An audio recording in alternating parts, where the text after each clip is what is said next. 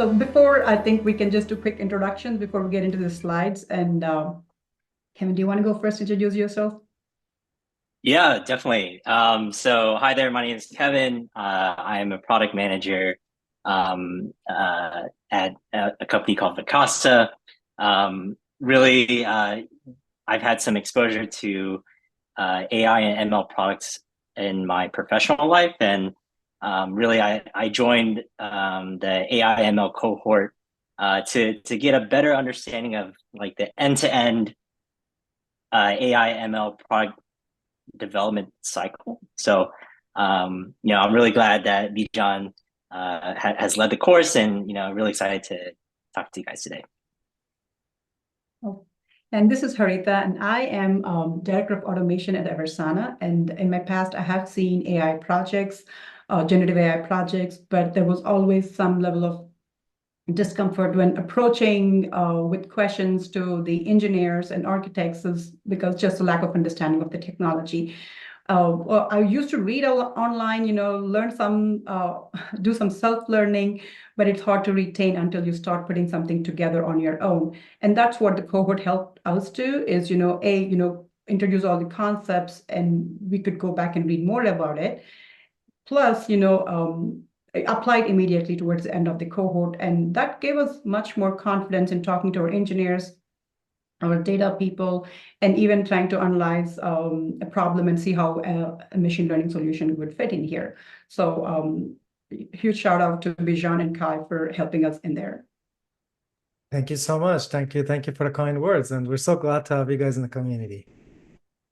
Awesome. So with that, I'm going to share my screen and tell me when you can see it, and I will go into full presentation mode. And yep, we can see it. Kevin, you want to take it? Yeah, let's get started. So kind of to reiterate everything again, like sessions like these help to reinforce their learning of applications of AI and ML into products. So we're putting together everything into a use case, and we hope you learn something new. So you can go to the next slide, Haritha. So what you're going to see is this is like a high level agenda of what to expect today. So we'll go through a problem statement, the possible solutions behind it. We'll go through some fundamentals of AI and ML product development, and then what's under the hood, and then go at a high level of like KPIs and costs. So next slide, please. So really to kind of start things off, in general, we hate to see our customers go in whatever industry vertical we're in. After like so much hard work invested in trying to improve our cost of acquisition, maybe earning their trust to do business, they end up leaving anyway. So we wanted to show you some like high level data points to kind of think about whenever you're thinking of churn. So for example, if you're churning 2% each month, that's actually 20% or 27% per year that the business is churning in customers. And it's also always more expensive to obtain a new customer than to retain an existing one. So to kind of set the scene, we're going to focus in the manufacturing industry. So let's say our company is Precision Ball Bearings and manufactures ball bearings. So to pause right there, did you know ball bearings have many different applications?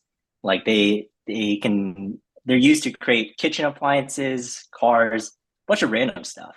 So we're manufacturing to many different customer accounts. And that brings us to an interesting life of an account manager. So account managers are responsible for customer retention activities. So they're keeping close relationships with the account, and they face significant challenges in predicting and preventing churn.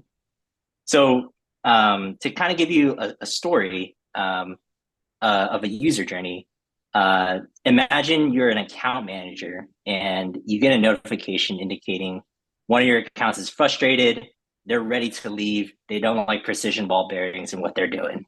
And you have no idea why they're upset, but you need to take action quickly to not lose the account.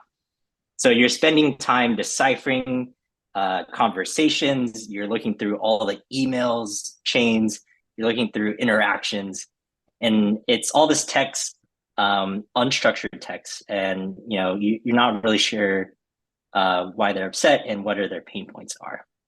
So these issues, Haritha, if you go to the next slide, we think of these issues from a product problem is they're derived into a couple of main categories. So first is the account manager. It's a reactive approach. They had to be notified by the customer themselves that they were frustrated and they're ready to leave.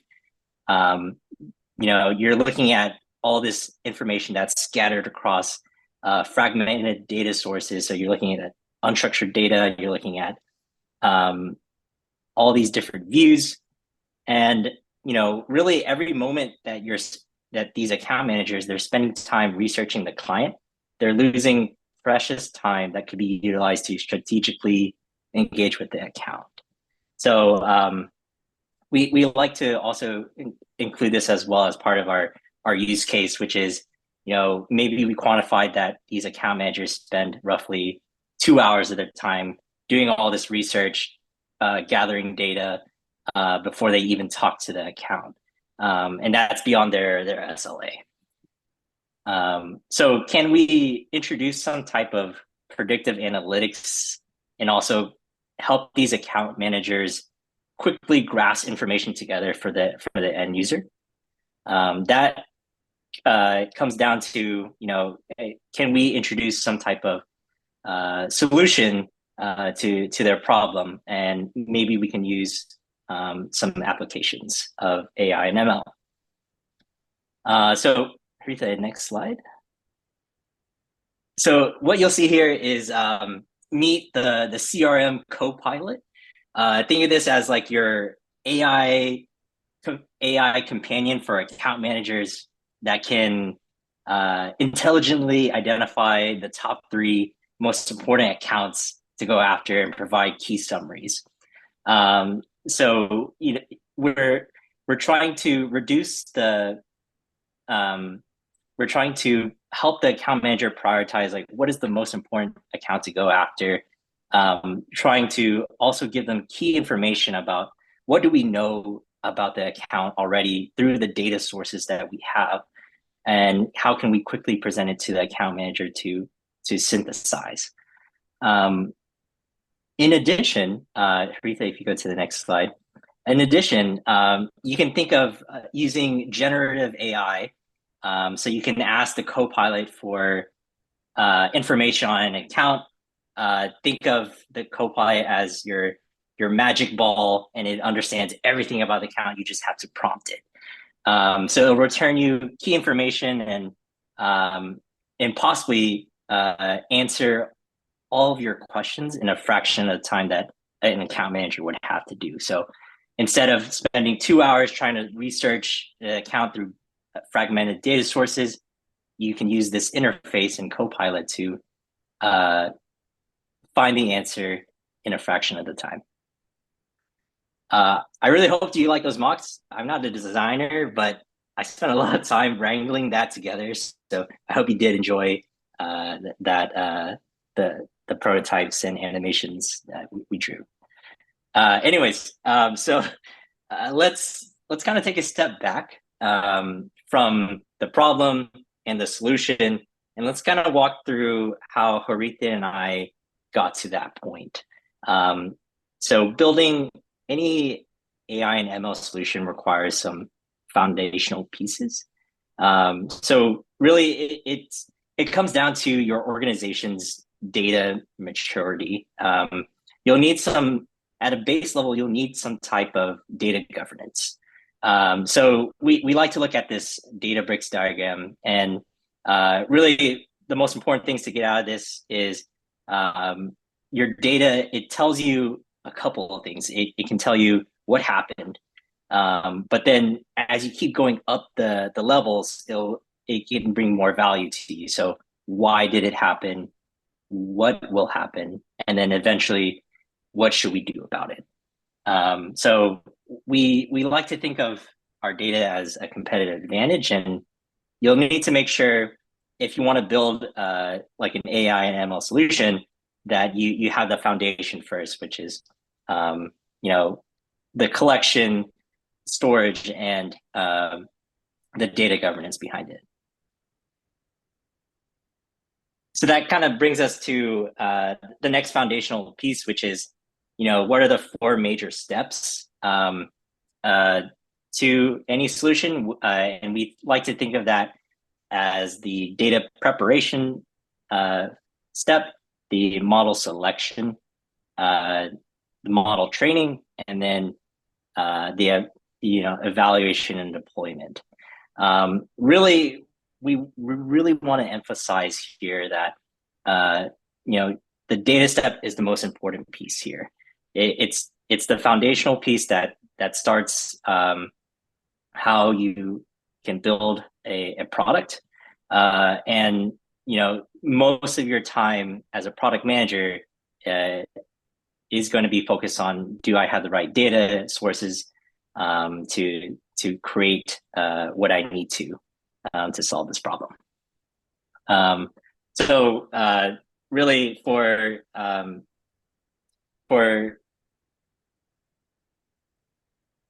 the data preparation phase, we like to think of, there's many different aspects to the preparation phase. You have to do some data collection.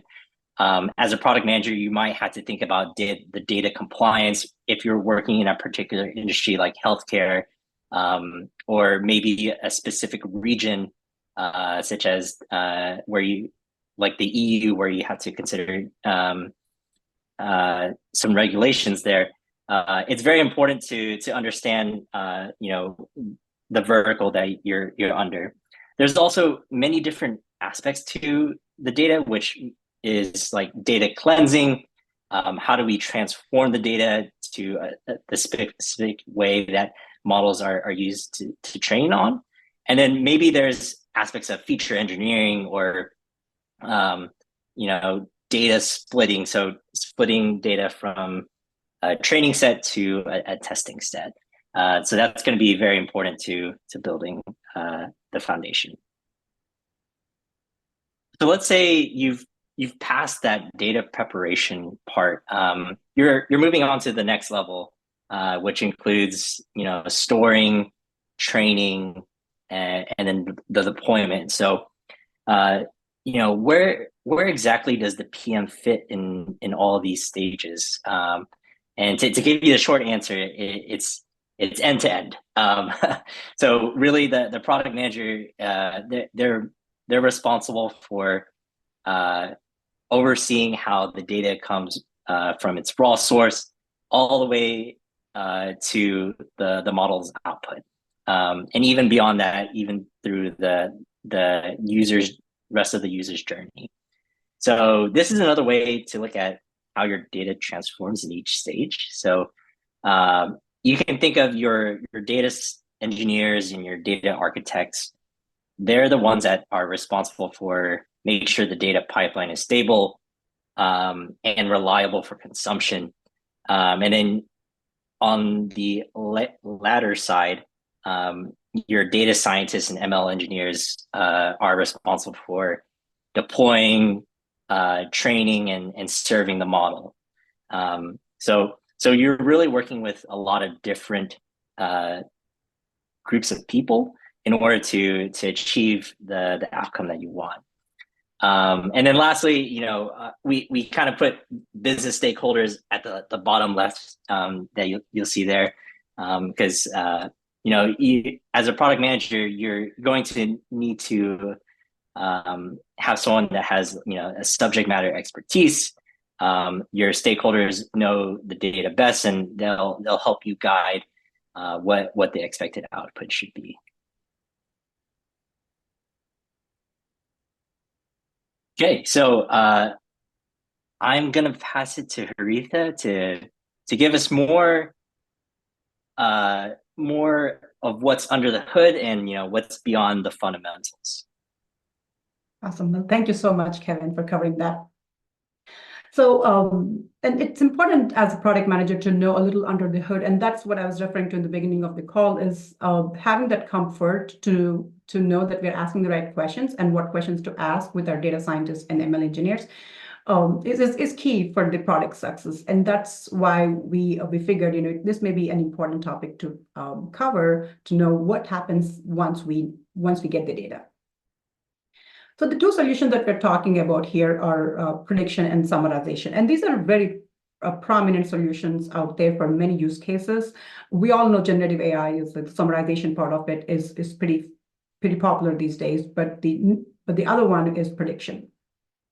So if you want to start talking about prediction, I want to introduce or not redefine, but just define those key terms that comes with prediction. The first one is probability, and probability is quantifying the randomness to the events. If you, when we say randomness to the events, if you flip a coin 10 times, what's the probability of heads or tails? In fact, I would encourage, if you have time and if you have a coin with you, I would say go flip the coin 10 times and see what the probability of heads over tails is. I mean, our intuition says 50% probability, right? Equal chances. But unfortunately, our intuition is wrong when it comes to prediction. And I have tried it myself, and I got like 7 tails before I got and 3 heads. And I told my friends to try it, and they got like the opposite. They got like all heads and few tails. And that's why it's important we understand why but prediction is important and forecasting is important. In this case, for our account managers and our business stakeholders, what is the thing that they want to predict? So they want to predict who's leaving, and then they would love to know when they will be leaving and how much it's going to cost us. Just for this conversation, if we focus on who is leaving or when they're leaving, we may be able to reduce the scope and see how we can help the account manager. So for us to going back to the output, who is leaving? How do we define who is leaving? Are we just saying is this going to be a churn or no? Or do we want to know the probability of a customer churning in 60%, 70% in the next 3 months? Should we quantify the percentage of probability and how long we have before we save the customer? So those are the important decisions the product manager have to make for the ML engineers or along with the business stakeholders to understand what is that the account manager is going to do with this information. Is it different technique to save the customer if it's in 3 months versus if it's in 5 months or if it's in 2 weeks?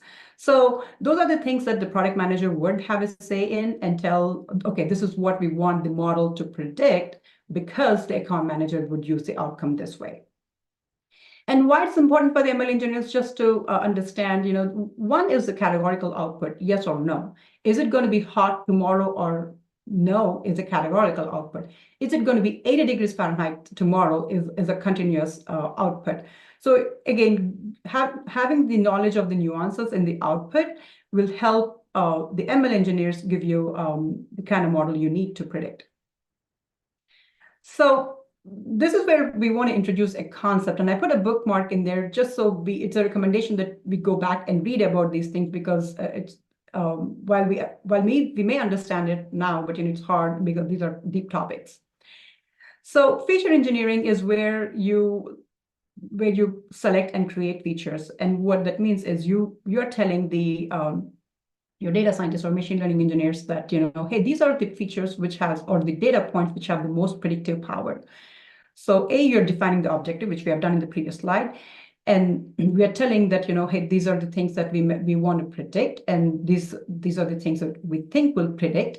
So that's an exploration data analysis, an EDA step, where your data scientist would go look at the data and say, oh, this is where the predictive power data points are. And the domain knowledge from the SME, all this combined will give you the kind of features that you want to pick to train your model.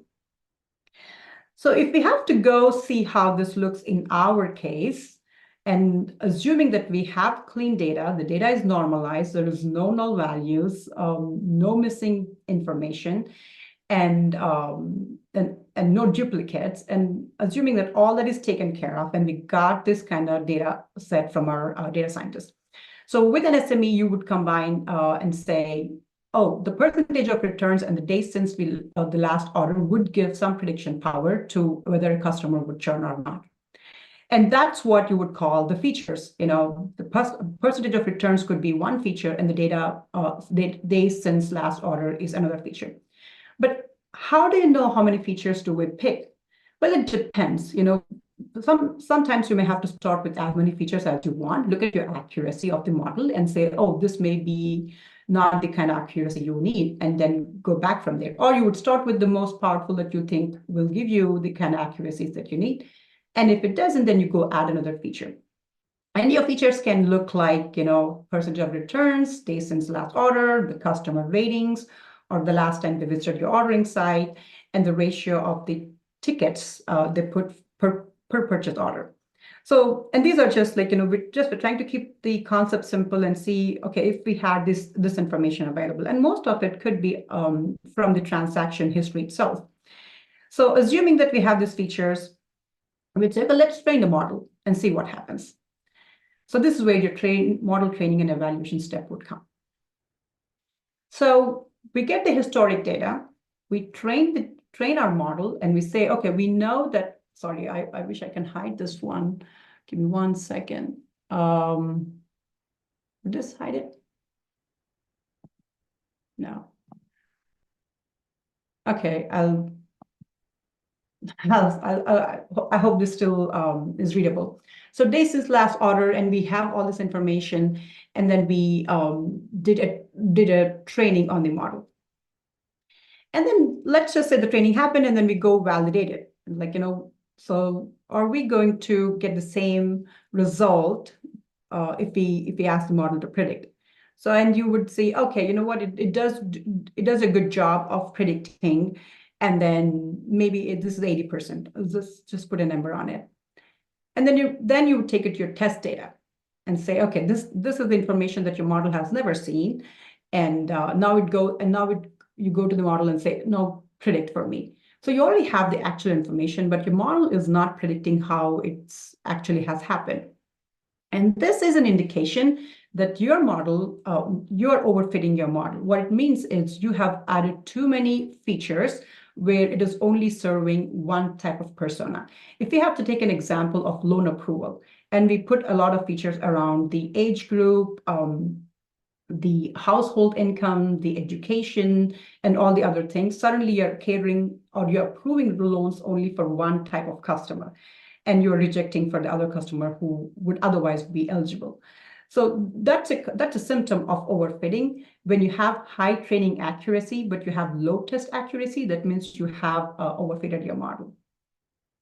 And this is when you would go back and say, okay, you know what, maybe the ratio of service tickets to the purchase orders may not be a good indicator for the churn. Maybe that few people just like asking more questions. Or maybe the last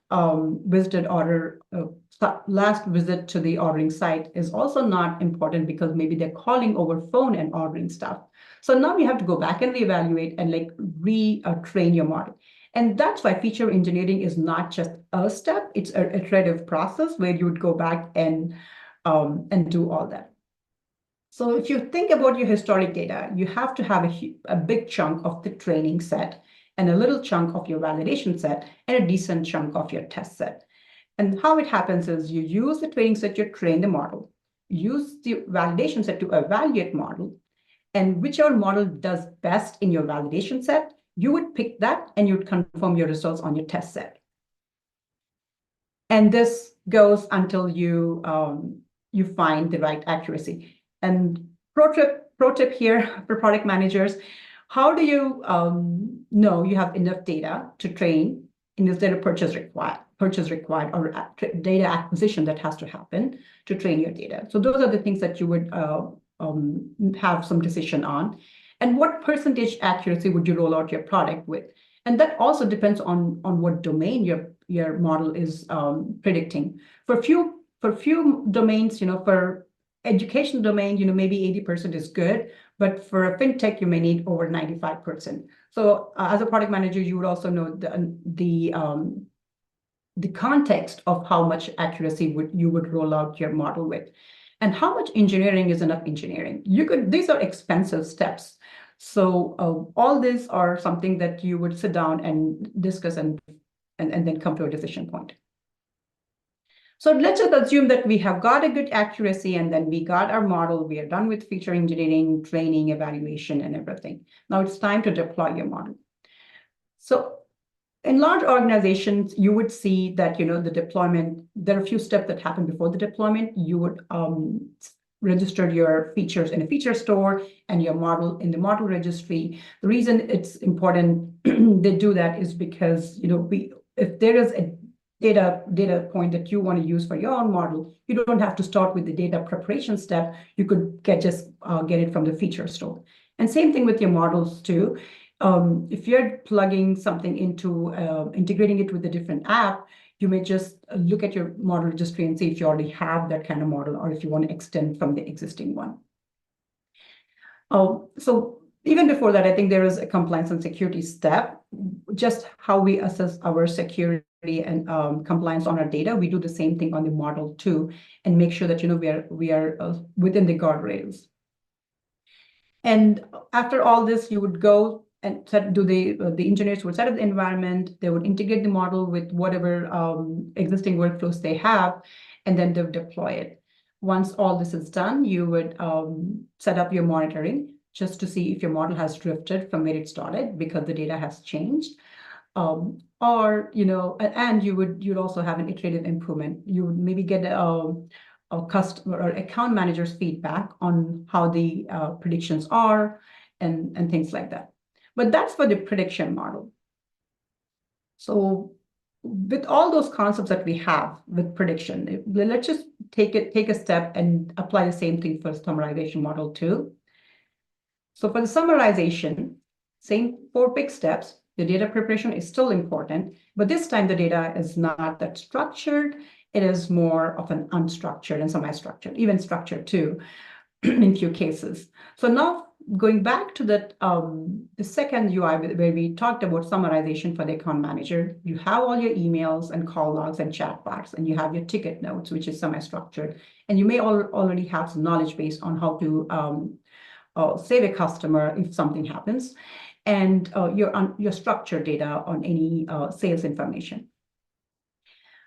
So again, this is all what a human approach is, and they would go look at your call logs, your ticket is in Jira, and then you have your CRM entries and your knowledge base. So if this was a summarization model, if this was inputted to a summarization model, either your account manager is expecting a small, concise summary of what's happening with a customer, or they could choose to have a detailed summary of what happened in each step. And again, as a product manager, you get to make some of the design decisions too.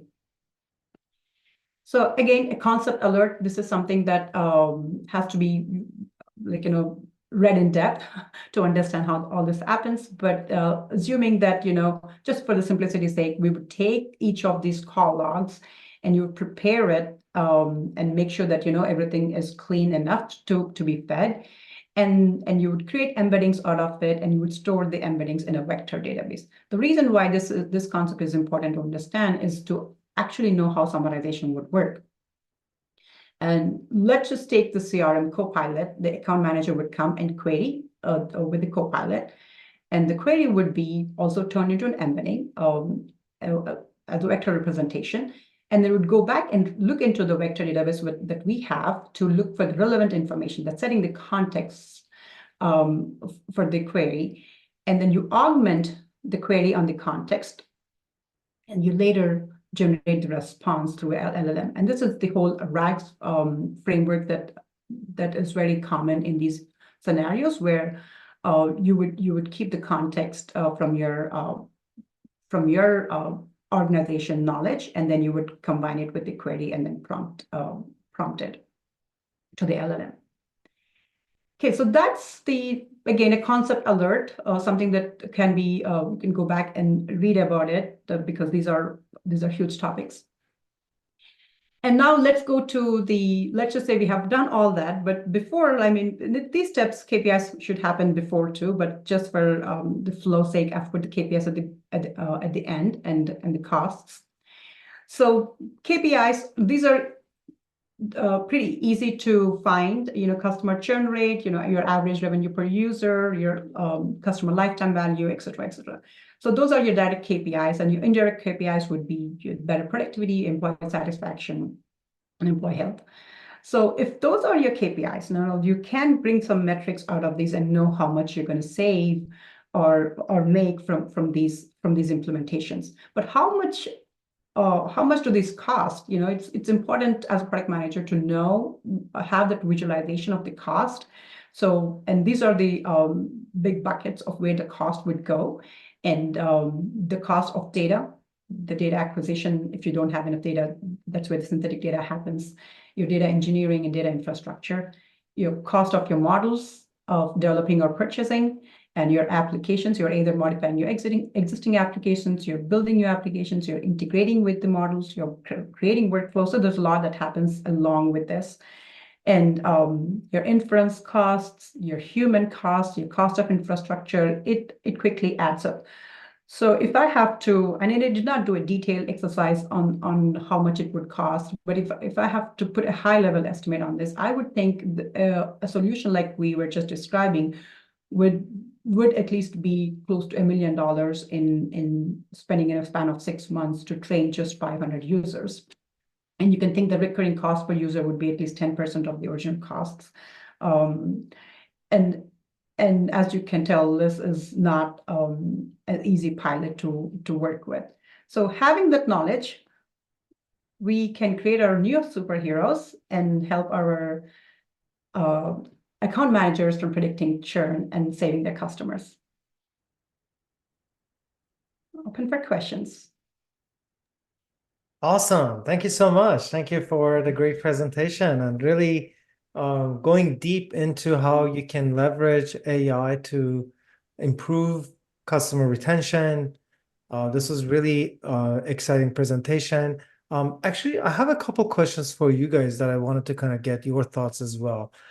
You talked about the data preparation part to an extent, very important part of building an ML product. I'm curious to know, other than the engineering folks, do you guys foresee maybe other departments within the organization having an opinion you need to maybe discuss with, you need to incorporate their perspectives? I'm thinking like data is one of those like sensitive things that everybody across the organization probably has some opinion. Very curious to know what your experience has been so far, and what do you see out there in the industry right now? Yeah, I can take this one. I think there's a lot of different stakeholders that you'll need to get buy-in from. Whenever you're presenting an idea for an AI ML product, it's a lot of investment. There's going to be a lot of people that want to make sure the process is flowing correctly. So, for example, like your designers, your legal teams might want to know like what is our compliance with the data and how we're sharing it. Your operations, your marketing team might want to know like how exactly do we launch this tech product. So like I would say it touches a lot of different stakeholders that you need to get buy-in from to understand how exactly do you deliver the product to the end user, and how to do it effectively. Got it. That makes sense. Yeah. And especially given that data strategy has such a long-term impact on your product maturity, your ML product maturity, it sounds like it's one of those like foundational things that really needs to be thought of. And in the cohort, that's one of the reasons we spent some time to talk about that. So I can see people are like posting their questions. So maybe we'll get started with Swati's questions. Swati, would you like to explain it in more detail yourself, or would you prefer that I share it? Oh, you can go ahead and share, Bijan. Okay, so your question, correct me if I'm wrong, is you're trying to kind of get a sense of what percentage of the training costs tend to be AI infra versus cloud infra. Am I asking the question correctly? No, I have actually two questions. One is, the total number that was given. I'm really curious as to how much time, what percentage of those costs were related to training? Because I suspect that's going to be one of the most expensive pieces. That, and is there a general heuristic number that they've seen? And the second question is, I saw like the cost also broken down, the infra cost broken down very separately and distinctly into AI infra and cloud infra. So I'm really curious as to how that distinction is being made. Yeah, that's it. Yeah. And so on the cloud infra, AI infra, it's just like different. When we take cloud infra, you have applications, existing applications that your model is talking to, or you may be creating new applications. So that's why you need that application side of it. But again, your AI infra is, all the training. Okay, so Training models. standard. Okay, Yeah, okay. So the ingestion, you're including the ingestion, the training, the running of the models, all of that, the yeah. inference costs, everything. Got it. Yeah. Okay. And on the cost part, this is not a real product, so I did not do an extensive research on how much it would cost. But what I did is, I looked at um, Gartner's suggestions on what it would take, like the number of data engineers and how long would it take. Okay. So looking at all that information, it made sense that, this would take at least 6 months and these many people to do that. Okay, cool. Yeah, because my next question was going to be more like how much the production costs were, like how was that trending? But yeah, that can wait. Thank you. Yeah. I think there's also Perfect. Thank you different. so much. Go ahead, sorry. Go ahead. I also think of it as it's different parts of the AI ML tech stack, where you might want to start with a POC. You might want to go with a low cost solution, maybe using a model that is already serviced out. You don't want to build everything in-house first. That might be like a cheaper cost, and then when you feel that the product requires like better accuracy or more precision, that's when you start going down the AI ML stack to invest more. That's a common strategy, actually. Yeah. Yeah.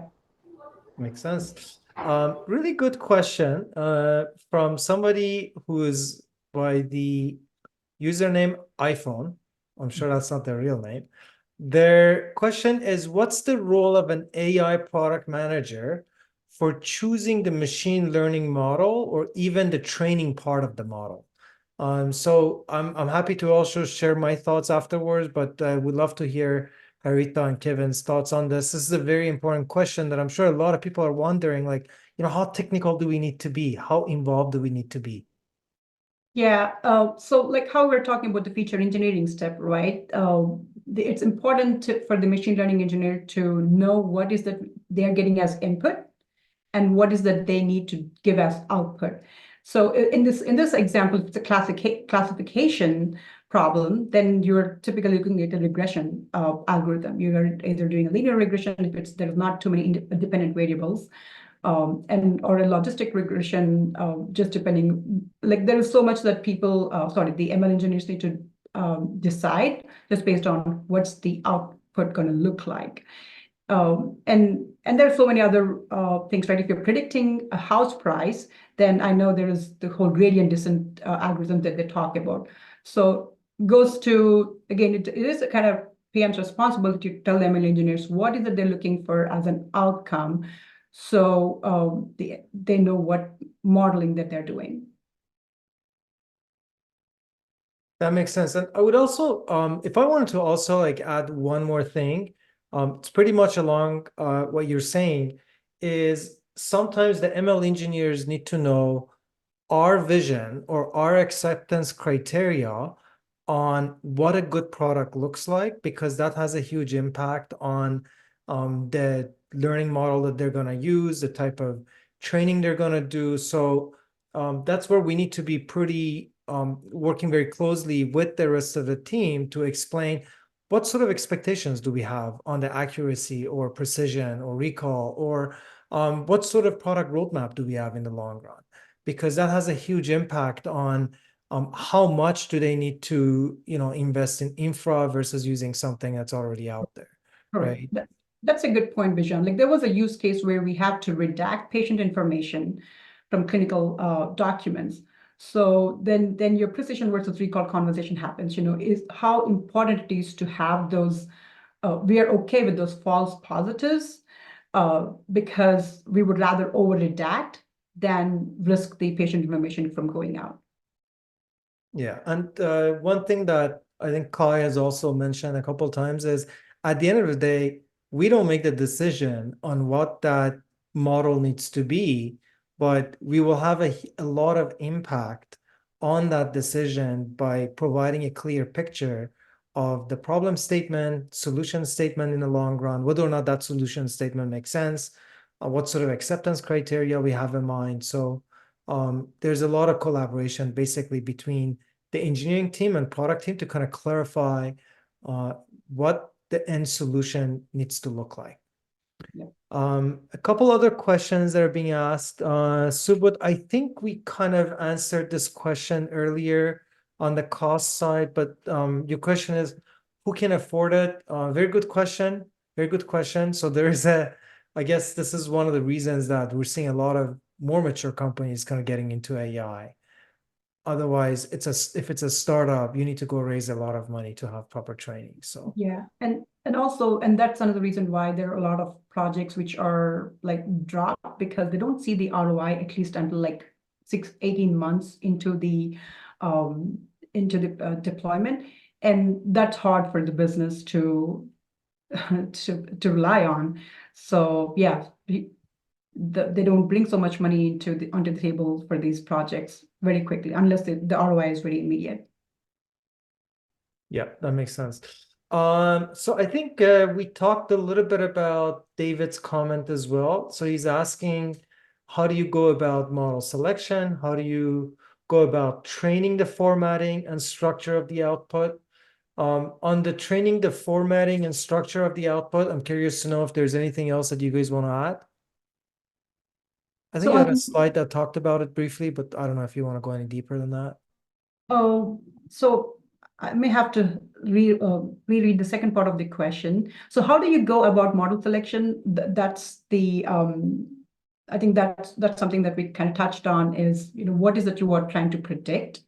And if it's a categorical output or like continuous output, and then we say, okay, there's logistic regression that ML engineer would choose, and I don't want to get too technical on these things, but if you're all familiar with Databricks does a really good job of, say you give the training set and you say this is what you want to generate as outcome, and there is an auto ML step where it would go run a bunch of models for you and say this is the model that you have to use. So it is not that difficult with few tools.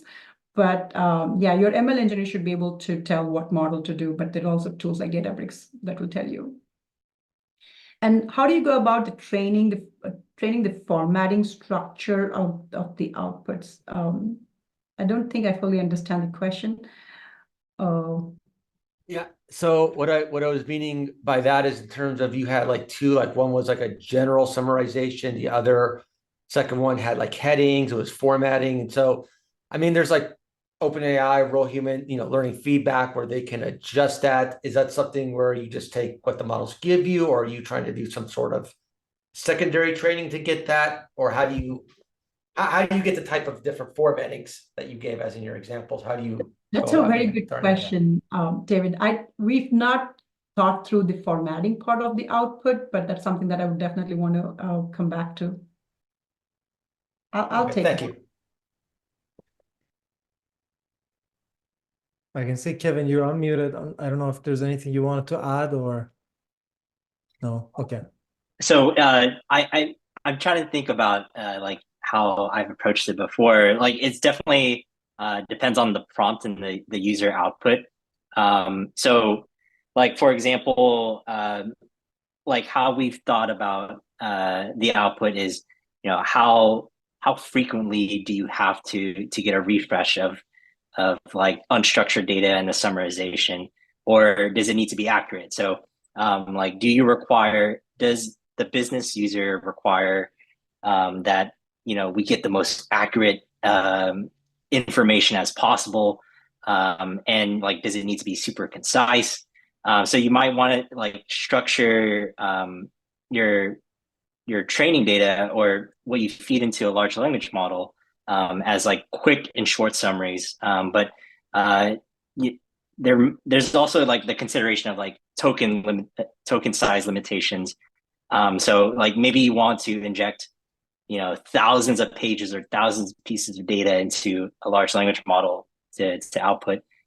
You'll have to get creative on like how you summarize everything, because you can't, you might run into a token size limitations. So you might think of like a structure of like a summary of summaries, and then giving that final output to the end user as your final result. So there are many different ways of taking that approach. Yeah.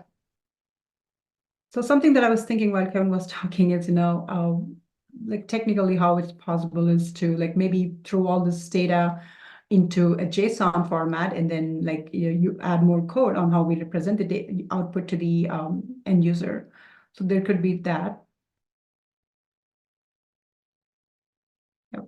Makes sense. Thank you so much. So, are there any other questions? Otherwise, I want to first of all thank you guys so much for coming in. This was a great presentation.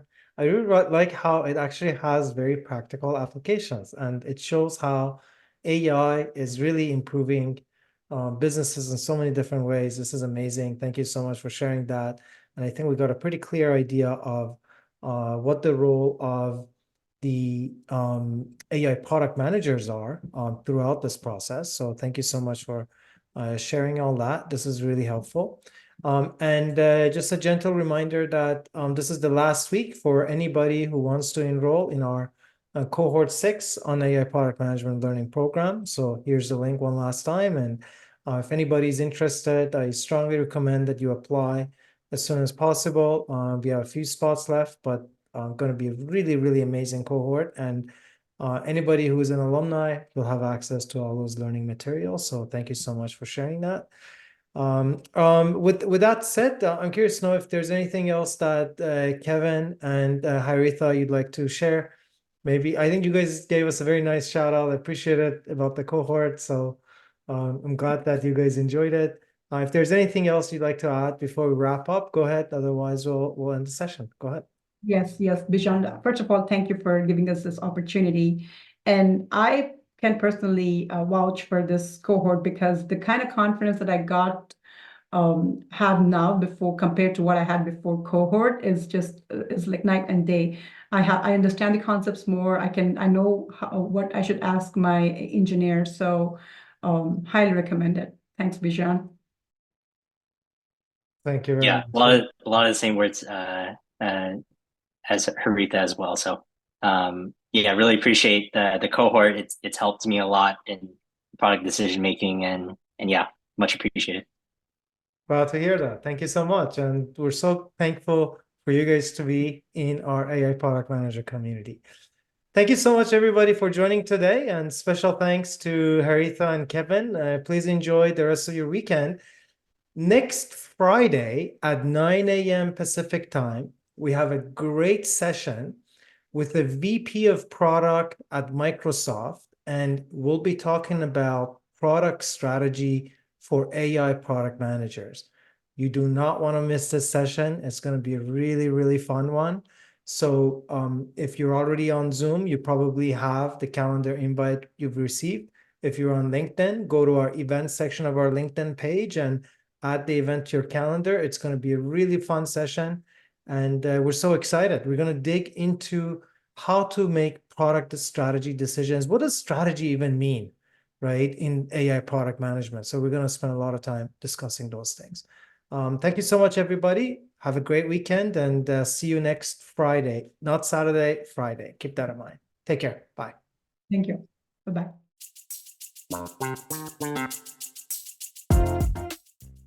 The AI course at Product Management Exercises has been wonderful for my career. It set a great foundation to fully understand AI and the AI space that I can directly implement into my day-to-day work to really make an impact in what I'm working on for my users and for my career moving forward. So I highly recommend this to anyone that's looking for the foundation they need to be successful in the AI space.